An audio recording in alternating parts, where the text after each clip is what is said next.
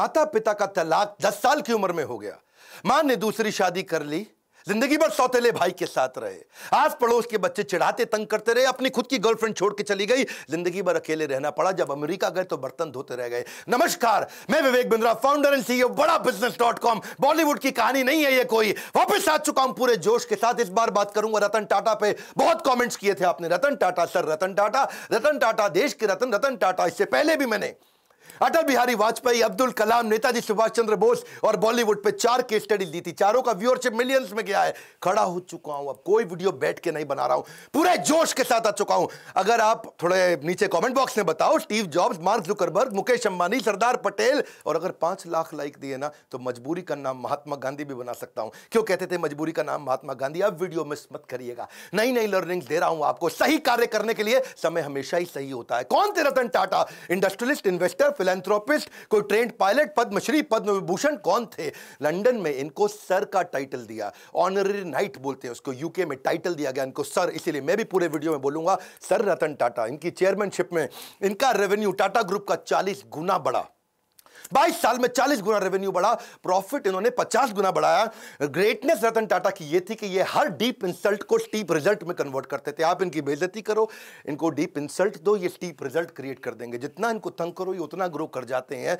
90% startup 5 साल में fail हो जाते हैं इंडिया में। 90% स्टार्टअप 90% 5 साल में फेल हो जाते हैं। केवल बचे हुए 5% स्टार्टअप है जो अगले 10 साल तक चल पाते हैं, और 0.01% कंपनियां जो 100 साल तक चलती हैं। टाटा ग्रुप ऐसी कंपनी है जो 150 से ज्यादा साल से चल रही है। आज टाटा ग्रुप इतना बड़ा हो गया कि इनकी 100 से ज्यादा कंपनियां 100 से ज्यादा देशों में चल रही हैं। हाईएस्ट मार्केट कैपिटलाइजेशन है आज पूरे देश के अंदर इनका। टीसीएस अकेली इतनी बड़ी है कि पूरा पाकिस्तान स्टॉक एक्सचेंज एक तरफ और टीसीएस का मार्केट कैप एक तरफ। दोबारा सुन लो, पूरा पाकिस्तान, पूरा उसका पाकिस्तान स्टॉक एक्सचेंज एक तरफ, उनका टोटल मार्केट कैप पूरे देश की सारी कंपनियों का, और हमारी टीसीएस एक तरफ। ये है रतन टाटा। 4% अकेले जीडीपी को कंट्रीब्यूट कर रहे हैं। ये 50,000 करोड़ के लगभग का टैक्स कंट्रीब्यूट करते हैं एक साल का। पूरा आसाम, हिमाचल प्रदेश, उड़ीसा, गोवा मिला के इतना टैक्स कलेक्ट नहीं करता जितना टाटा ग्रुप अकेला देश को टैक्स देता है। आज हम सबके पास सुविधाओं में टाटा ग्रुप का बहुत बड़ा रोल है। 28 दिसंबर 1937 को पारसी श्री रतन टाटा, सर रतन टाटा, आज 83 साल के हो चुके हैं। कॉर्नेल यूनिवर्सिटी यूएस में हार्वर्ड में पढ़े हैं। पिता नवल टाटा, मां सुनी टाटा। आपस में उनका डिवोर्स हो गया तो ये दादी नावजी भाई टाटा के साथ रहे। 1962 में अमेरिका से जब लौट के आए इंडिया में तो उनकी पहली नौकरी टाटा स्टील में लगी जमशेदपुर के अंदर, और उस समय सारे मजदूरों के साथ रहते थे, शॉप फ्लोर पे रहते थे, उनके साथ ही डॉर्मेट्री में सो जाया करते थे, खाना भी लाइन में लग के कैफेटेरिया में उनके साथ लंच किया करते थे। इन्होंने पूछा गाड़ी मिलेगी? उनको बोला गया गाड़ी नहीं मिलेगी आपको, साइकिल पे आया करो अच्छा रहेगा। बोला साइकिल, अच्छा मैं समझ गया। तो ये पैदल ही आने लगे, साइकिल पे भी नहीं आए। अपनी लीडरशिप में इन्होंने टीसीएस को लिस्ट किया, पब्लिक गए। टाटा मोटर्स को उन्होंने न्यूयॉर्क स्टॉक एक्सचेंज में लिस्ट किया ताकि इंटरनेशनल पावर और रिकॉग्निशन मिल सके। As a chairman of Tata group उन्होंने बहुत सारी foreign companies, Tetley, Daewoo commercial vehicle, Corus group steel के लिए, जैगवार लैंड रोवर की कहानी तो आपको पता ही है। वो मैं बिल फोर्ड की कहानी, इनकी टाटा और बिल फोर्ड की बेइज्जती की कहानी पहले कवर कर चुका हूं कि कैसे इनकी बिल फोर्ड ने बेइज्जती करी थी। जब ये अपनी कंपनी बेचने डेट्रॉइट गए तो उन्होंने कहा तुम पे एहसान कर रहा हूं। रतन टाटा ने अपनी कंपनी बेची नहीं। बाद में बिल फोर्ड इनके पास डेट्रॉइट से मुंबई आए, बोले आप हमारी कंपनी खरीद के एहसान कर रहे हैं। तब इन्होंने जैगवार लैंड रोवर ली थी। 5 स्ट्रैटेजी पहले बिजनेस की लेता हूं, फिर बताऊंगा रतन टाटा ने शादी क्यों नहीं करी और इनके 10 अनसुने किस्से, वो कहानियां जो सुन के आप बहुत इंस्पायर्ड होंगे। पहले 5 स्ट्रैटेजी। पहली स्ट्रैटेजी ऑर्गेनिक ग्रोथ लेते हैं। ऑर्गेनिक मतलब जो अपने आप मिल सके, नई मार्केट, नई टेक्नोलॉजी, नया कस्टमर, नई मार्केट, नई टेक्नोलॉजी, नया कस्टमर, ढूंढते रहो। कौन सी नई मार्केट, कौन सी नई टेक्नोलॉजी, कौन सा नया कस्टमर। दूसरी इनऑर्गेनिक ग्रोथ, जो अपने आप होएगी ठीक है, अब इनऑर्गेनिक ग्रोथ लेंगे, टेक ओवर करेंगे, एक्विजिशन करेंगे, दूसरी कंपनियां खरीदेंगे, छोटी कंपनियां खरीदेंगे, खुद को बड़ा करेंगे, जॉइंट वेंचर करेंगे, पार्टनरशिप्स करेंगे, स्ट्रैटेजिक अलायंस करेंगे। तीसरी स्ट्रैटेजी, जो धंधा अच्छा नहीं है उसमें से एग्जिट कर लो। Cosmetic, paint, oil, soap, pharma, cement, ये 6 कंपनियां इनकी चली नहीं, उनसे एग्जिट कर गए, बाहर निकल जाओ, कोई अटैचमेंट नहीं, धंधे को धंधे की तरह चलाना है। चौथी स्ट्रैटेजी, एंटर करो उसमें जो चलेगा। रिटेल, टेलीकॉम, बायोटेक्नोलॉजी और टेक्नोलॉजी इनका बहुत अच्छा चलता रहा, उसमें एंटर करके उसको बड़ा करते गए। और इनकी फाइनली 5वीं स्ट्रैटेजी क्या थी कि कोर बिजनेस को पकड़ के रखो। स्टील, मोटर, केमिकल और पावर, ये इनके कोर बिजनेस थे। अब लेते हैं 10 वो कहानियां। 10 में से पहली कहानी बहुत लोगों के मन में है, रतन टाटा जी ने शादी करी क्यों नहीं। एक बार आया था मौका, वो शादी के बहुत नजदीक पहुंच गए थे। लॉस एंजलिस में उनको वहां एक अमेरिकन देवी से बहुत प्रेम हो गया था। वो देवी जी को भी रतन टाटा से बहुत प्रेम हो गया था और वो अमेरिकन देवी के साथ इतना प्रेम हो गया कि इन्होंने डिसाइड कर लिया अब शादी करें। इतने में टाटा जी को फोन आया इंडिया से, अरे बेटा रतन मैं बीमार हूं। उनकी दादी का फोन आया, इंडिया मुझसे मिलने आ जाओ, मेरा आखिरी समय। रतन टाटा को जाना पड़ा क्योंकि उन्होंने सारी जिंदगी दादी के साथ ही तो बताई थी। तो उन्होंने देवी जी को बोला कि चलो चलते हैं अब इंडिया में शादी करेंगे हम लोग और दादी से भी आपको मिलवाऊंगा। तो वहां बेटी को रुकना पड़ गया क्योंकि उसके माता पिता ने बोला इंडिया में इंडो चाइना का वॉर चल रहा है, 1962 का समय था, इंडो चाइना वॉर चल रहा था। उन्होंने कहा अभी इंडिया जाना ठीक नहीं है। ये इंडिया गए, सोचा अब वो देवी जी आने वाली हैं। उधर उसके माता पिता ने उसकी शादी किसी और से करा दी। और रतन टाटा को सुन के बहुत धक्का लगा क्योंकि वो वचन दे चुके थे। रतन टाटा ने अपने कई इंटरव्यूज में ये बात बोली कि जो मैं बोलता हूं उसे पूरा करता हूं, मेरे मुंह से ऐसे शब्द नहीं बोलता मैं। I tend to not say things loosely. I try to live up to whatever I've said, the commitments I've made. क्योंकि इन्होंने उस लड़की को वचन दिया था कि मैं शादी तुमसे करूंगा, अब उसने किसी और से कर ली तो रतन टाटा ने जिंदगी भर दोबारा शादी नहीं करी, अकेले रहे, लोनर रहे। See it is not easy to be loyal to someone who is not loyal to you. वो लड़की इनको लॉयल नहीं थी रतन टाटा को, तो भी बावजूद उसके कि कोई अपनी लॉयल्टी ना दिखाए तब भी जिंदगी भर लॉयल रहे। आज तक उसकी याद में उन्होंने दोबारा शादी नहीं करी। लॉयल्टी जो है ना वो ग्रे नहीं होती है, या तो ब्लैक है या वाइट है। लॉयल्टी बीच में नहीं होती, या ब्लैक है या वाइट है। जिंदगी भर रतन टाटा ने शादी नहीं करी। लेकिन अब मैं आपको बात करता हूं दूसरी कहानी का किस्सा। एक बार ये नासिक की तरफ जा रहे थे मुंबई से, कई सीनियर ऑफिशियल्स थे, गाड़ी में जा रहे थे और रास्ते में इनकी गाड़ी का टायर पंचर हो गया। और टायर पंचर हो गया तो सब अपना गाड़ी से उतरे, अपना कैजुअल थे, वहां पे इधर उधर घूम रहे थे। कोई अपना चाय पी रहा था टपरी पे, कोई अपना सुट्टा मार रहा था। तो सब तरह कैजुअल हो गए, इधर उधर घूम रहे थे। और तभी देखा कहीं रतन टाटा नहीं दिख रहे, रतन टाटा नहीं दिख रहे। अरे भाई कहां गए रतन टाटा, कहां गए रतन टाटा? चाय पी रहे हैं, अरे कहीं कहीं वॉशरूम गए हैं। तो रतन टाटा अचानक लोगों ने देखा कि अपनी स्लीव्स ऊपर करके और अपने टाई को कंधे पे ऐसा पीछे टांग करके, उसके बाद जो है जैक और पाने को हाथ में पकड़ के दूसरे टायर का प्रेशर चेक कर रहे, उसके साथ पंचर लगवा रहे। तो लोगों ने आके पूछा भाई आप रतन टाटा हैं, आप काहे पंचर लगा रहे भैया? वो उसका काम है पंचर लगाने का। तो बोले देखो अगर इसको 15 मिनट लगते हैं पंचर लगाने में, मेरी मदद से 7.5 मिनट में कर लेगा, तो जहां मीटिंग में पहुंचना वहां 7.5 मिनट ज्यादा मिल जाएगा मुझको। अगर मैं टाइम लूज कर जाऊंगा, loss of time is loss of money. प्रश्न ये उठता है कि आपने कब अपने से नीचे के स्तर पे जाकर के जिंदगी में कोई काम किया है? आखिरी बार कब किया था आपने? कब आपने अपने स्तर से नीचे उतर करके दूसरों की मदद करी थी? रतन टाटा जिंदगी भर सिखाते रहे leadership is not position, it is action. ये पोजिशनल पावर नहीं, पर्सनल पावर है। मुंबई का 26/11 का ताज अटैक, और वो अटैक जिसमें वो जानते हैं, सारी दुनिया जानती है कि उन्होंने सबकी मदद करी। जो आदमी का वहां नुकसान हुआ, इनके जितने एम्प्लॉय थे पर्सनली उनके घर तक गए, ये तो आप जानते हैं। 50, 60, 70, 80 लाख रुपए तक उनको कॉम्पनसेशन दिया, डिपेंडिंग ऑन डिफरेंट सिचुएशन, उनको पैसा दिया। इतना ही नहीं, सबको जिंदगी भर के लिए एक मेडिकल काउंसलर भी दिया। किसी को साइकोलॉजिकल डिप्रेशन हुआ, कोई टेंशन हुआ, क्योंकि इतनी गोलियां बमबारी हुई थी वहां, जिंदगी भर के लिए उनको डॉक्टर भी दिया। जिसका देहांत हुआ उसको पहले 50, 60, 70, 80 लाख रुपए तो दिया, पर साथ में उसकी बची हुई जितनी नौकरी थी, उसकी पूरी जिंदगी की आखिरी जो सैलरी थी वही तनख्वाह उसको जिंदगी भर दी। उसके बाद उसके घर में, परिवार में बच्चों की एजुकेशन की, मैरिज की, मेडिकल की, सबकी रिस्पॉन्सिबिलिटी ली। ऐसे थे रतन टाटा, जिंदगी भर की रिस्पॉन्सिबिलिटी ली। और अगर तुमने कोई कर्जा लिया तो वो कर्जा भी माफ किया। इतना ही नहीं कि जो लड़का पहला महीना हुआ है आके, पहला दूसरा दिन हुआ है, ऐसा भी एक लड़का था। ऐसे भी कुछ लड़के थे जिनको बिल्कुल अभी होटल में ज्वाइन ही किया था, ट्रेन ही थे, उनको भी ऐसे ही पूरा कॉम्पनसेट किया। ये सब तो सब समझते हैं, पर जो बात जिसने मुझे हैरान कर दिया, जिसके कारण मैं भी अपनी कंपनी में स्टैंडर्ड को चेंज कर रहा हूं, वो ये है कि उन्होंने अपने होटल वालों की तो मदद करी, बाहर आसपास बाजार में जो पुलिस वालों को गोली लगी उनको भी उन्होंने कॉम्पनसेट किया। वहां पेडेस्ट्रियन जो राही चल रहे थे, वहां पे राहगीर थे, चाय वाला था, भेलपुड़ी वाला था, गुब्बारे वाला, पाव भाजी वाला, पान की दुकान, टपरी, जिनको टाटा ग्रुप से कोई मतलब नहीं, उनको भी इन्होंने मॉनिटरी भी पैसे से भी मदद करी और साथ में टाटा ग्रुप में नौकरी भी दिलाई। और ये सब कुछ उन्होंने केवल 20 दिन में कर लिया। दूसरी तरफ एक लड़की थी देविका, सीएसटी स्टेशन पे, उसने अजमल कसाब को रिकॉग्नाइज किया था। छोटी लड़की थी, 10, 11, 12 साल की, और उसको उसके पिता और उसके भाई जेंट्स वॉशरूम गए थे, छोटी बच्ची को बाहर 2 मिनट छोड़ करके, और उसको सामने से आके गोली मारी। उसी ने अजमल कसाब को आकर के बाद में कोर्ट में पहचाना था। आज रतन टाटा ने तो 20 दिन के अंदर कॉम्पनसेशन कर दिया सब कुछ। 20 दिन में फटाफट कमेटी बना के सबको मुआवजा दिया, सबकी मदद करी, सबके साथ खड़े हो गए। और तब 2008 से 2020 हो गया, एक 20 दिन एक 2020, 20 डेज 2020।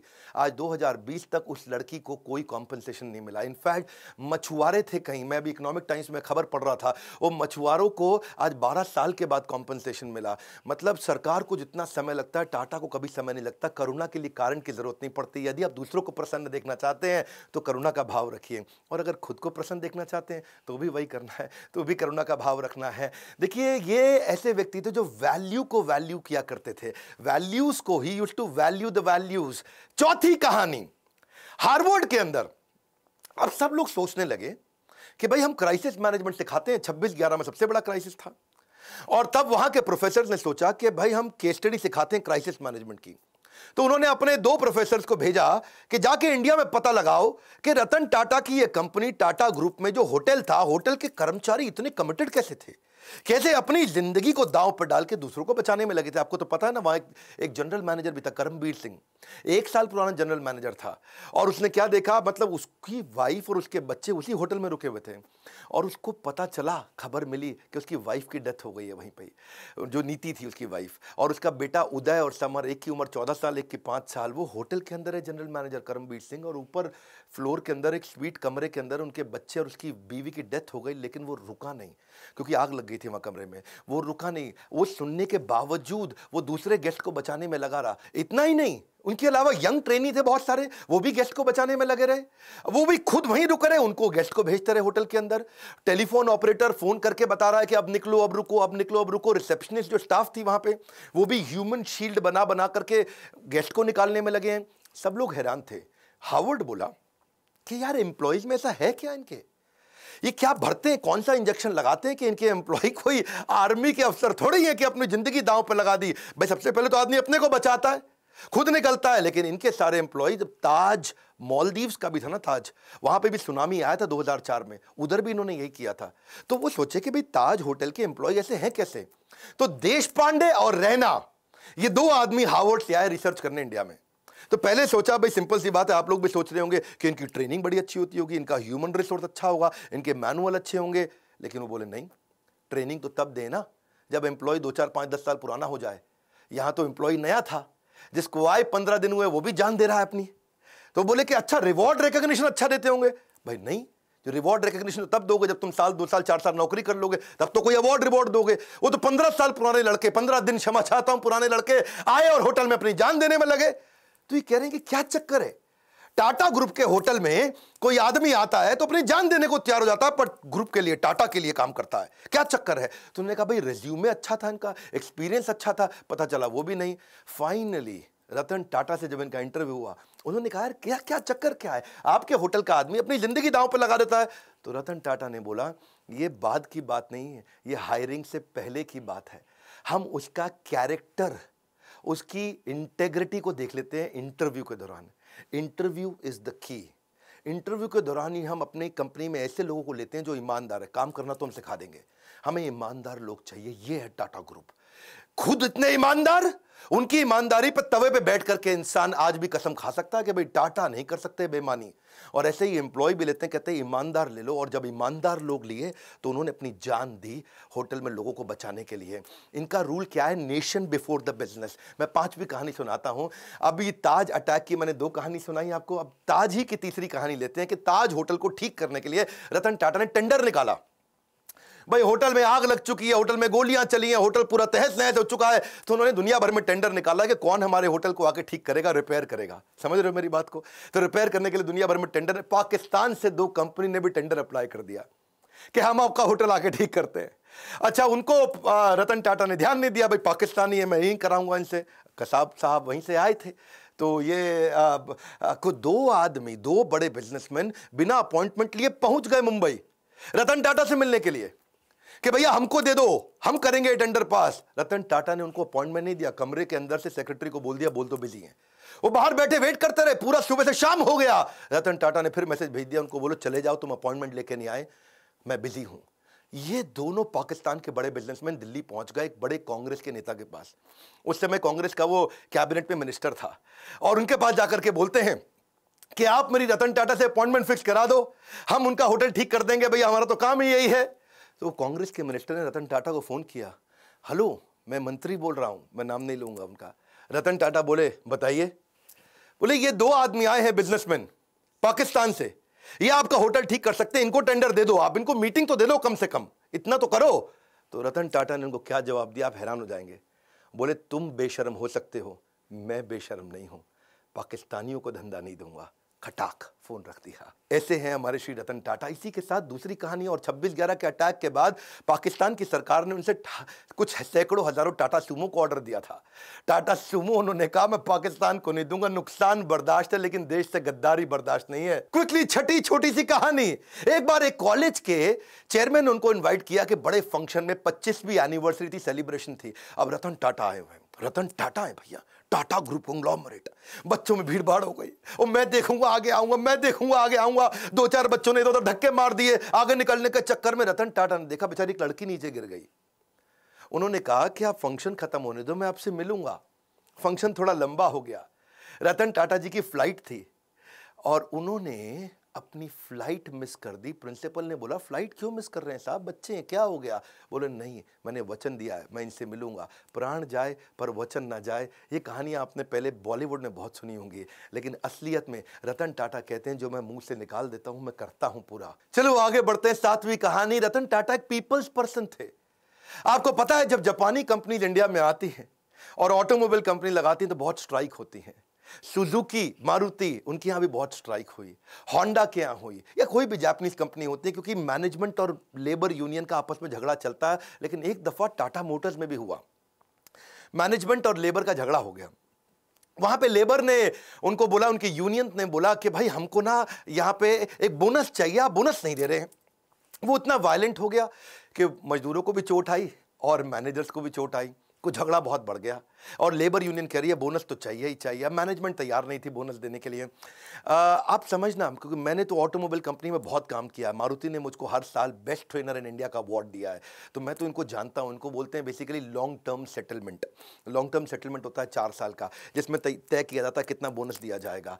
और मैनेजमेंट तय कर चुका था, पर रतन टाटा आए, उन्होंने आके कहा कि मैं लेबर से सबसे मिलता हूं, और यूनियन से मिले। वहां उनके बीच में जाकर के जमीन पे बैठ गए और उनके साथ बैठ करके बोले कि आप ठीक कह रहे हैं, बोनस तो मिलना चाहिए, आपने खून पसीना बहाया है। जाके मैनेजमेंट को समझाने लगे रतन टाटा कि भाई इनको बोनस दो। अब मैनेजमेंट बोली सर हम ऑटोनोमस बॉडी है, हम डिसाइड करेंगे, हमारे हिसाब से बोनस नहीं देना चाहिए। रतन टाटा अड़ गए, बोनस दो, आपको देना चाहिए।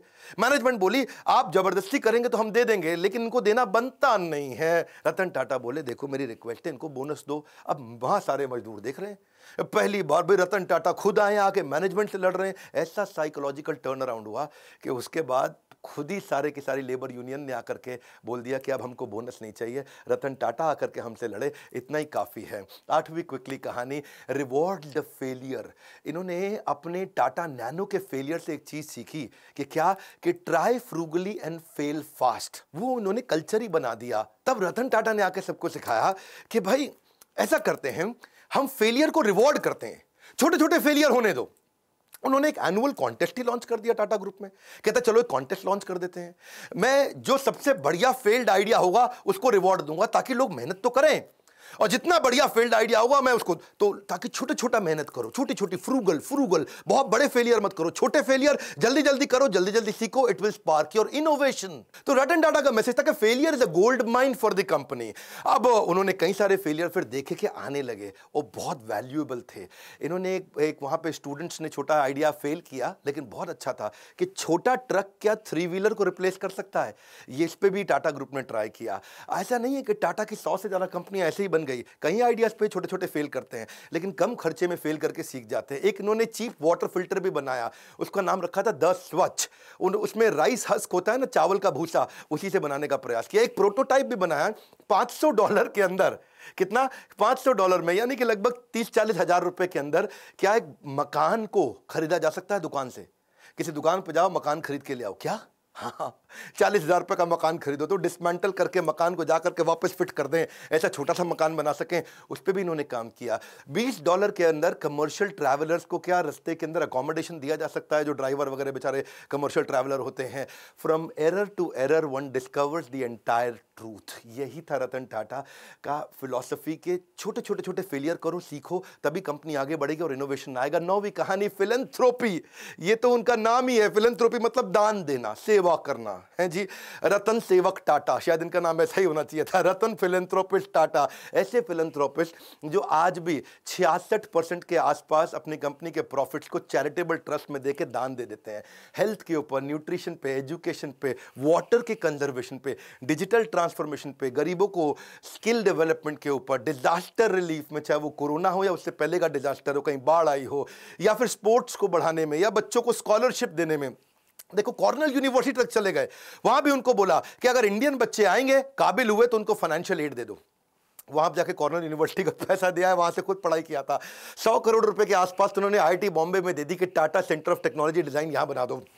लेटेस्ट अभी इन्होंने 1,500 करोड़ रुपया कोविड में दान किया।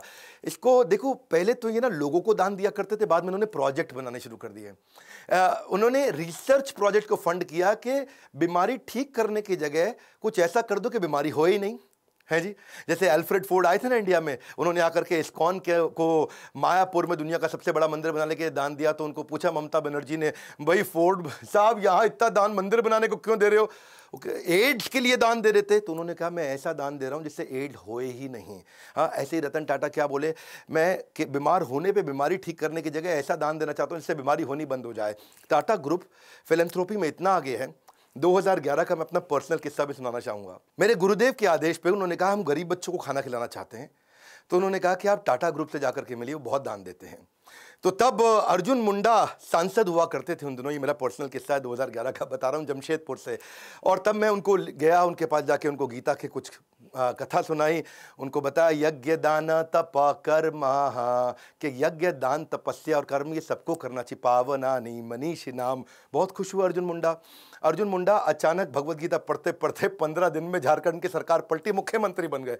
बहुत खुश हुए, बोले विवेक बिंद्रा जी आपने मुझको गीता दी और मैं मुख्यमंत्री बन गया, आइए चलिए मिलते हैं। शपथ समारोह पे उन्होंने बुलाया, बोला मैं क्या सेवा कर सकता हूं? मैंने कहा मेरे लिए मत करिए, मुझको आप रतन टाटा जी से, जमशेदपुर में वहां नेरुरकर हुआ करते थे, हेमंत नेरुरकर मैनेजिंग डायरेक्टर, इनसे मिलवा दीजिए। मैं चाहता हूं गरीब बच्चों को जमशेदपुर में किचन बना दें और गरीब बच्चों को मिड डे मील के द्वारा उनको स्कूल में बुलाएं, खिलाएं।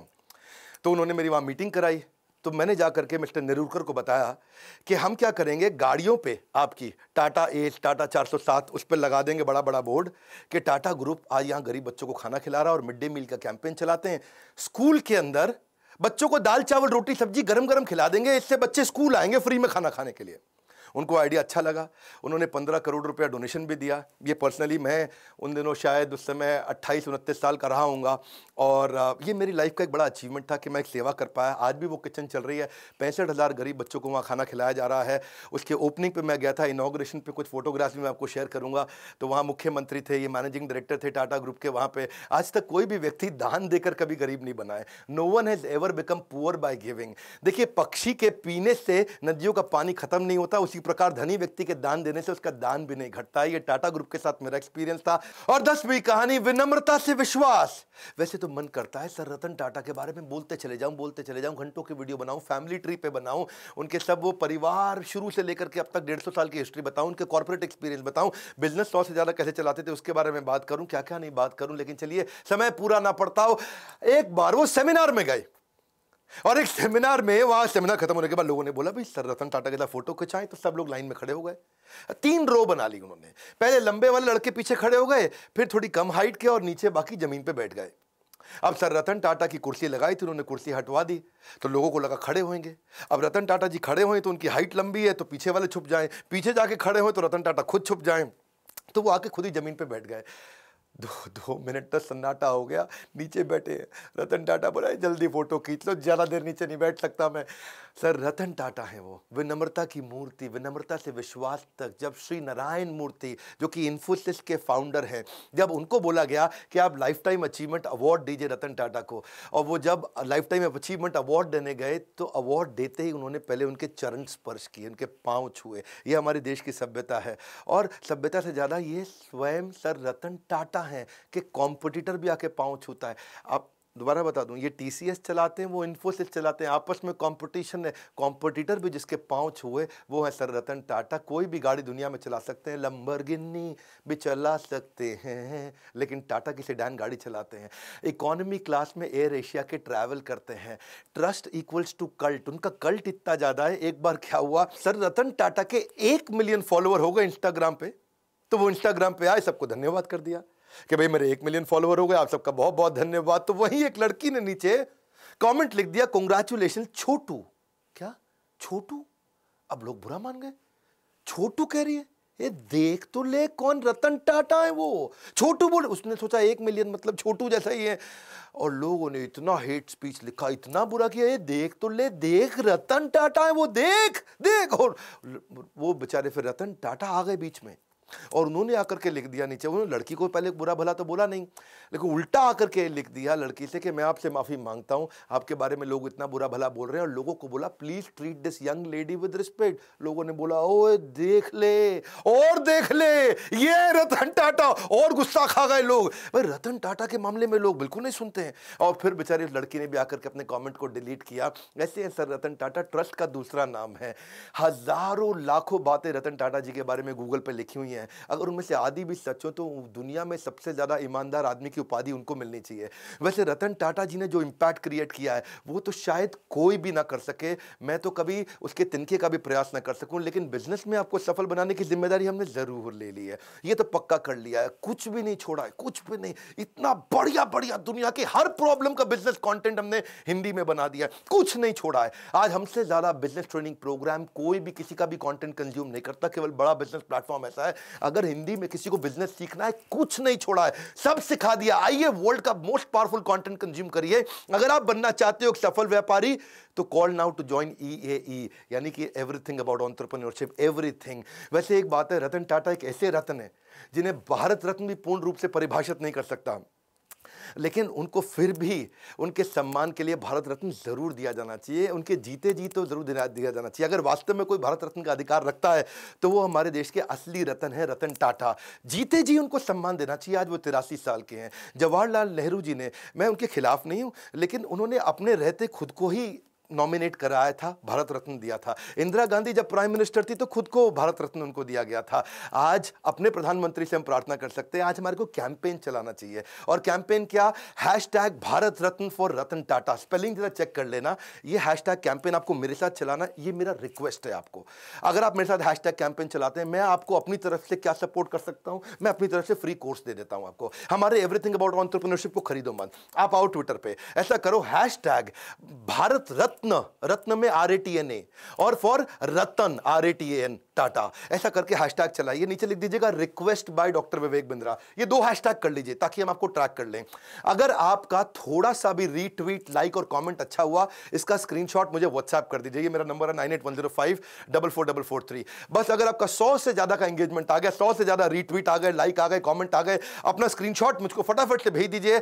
आप हमारे व्हाट्सएप पे, व्हाट्सएप नंबर भी चलता है 9810544443, यहां भेजिए। मैं आपको everything about entrepreneurship 36,000 plus GST का कोर्स अपनी तरफ से फ्री दूंगा। ये मेरी रिक्वेस्ट मानिए। आइए मिल करके इस कैंपेन को आज इतने रीट्वीट दे दे, इतने रीट्वीट दे दे। आप आकर के मेरे ट्विटर अकाउंट को फॉलो कर सकते हो, नीचे मैं लिंक दे देता हूं आपको। और साथ में मिलकर के बस इस हैशटैग को हमें ट्रेंडिंग पे लेकर के आना है। अगर रतन टाटा जी को मिल जाता है ना भारत रत्न, तो ऐसा लगता है जैसे 140 करोड़ भारतवासियों को मिल गया है। आज तक बिजनेसमैन लोगों को नहीं मिलता, लेकिन इनको मिलना चाहिए, इनके जीवन में मिलना चाहिए। यही एक ऐसे रत्न है। मैं आपको रिक्वेस्ट करूंगा इस वीडियो को खूब शेयर करिएगा, ट्वीट करके स्क्रीनशॉट मुझको भेजिए। मैं अपनी तरफ से क्या कर सकता हूं, आपको कोर्स फ्री में दे सकता हूं। अगर आप मेरा सहयोग करें, रतन टाटा जी को भारत रत्न मिलना चाहिए। नीचे कमेंट बॉक्स में अपनी फीलिंग बताइए, आपको उनकी कौन सी लर्निंग अच्छी लगी, फीलिंग बताइए। अगला वीडियो किसका देखना चाहते हैं वो बताइए। देश के हर बच्चे को, हर व्यापारी को भेजिए इनके वीडियोस के। बिना भ्रष्टाचार के, बिना किसी को घूसखोरी के भी आप बिजनेस को बड़ा कर सकते हैं,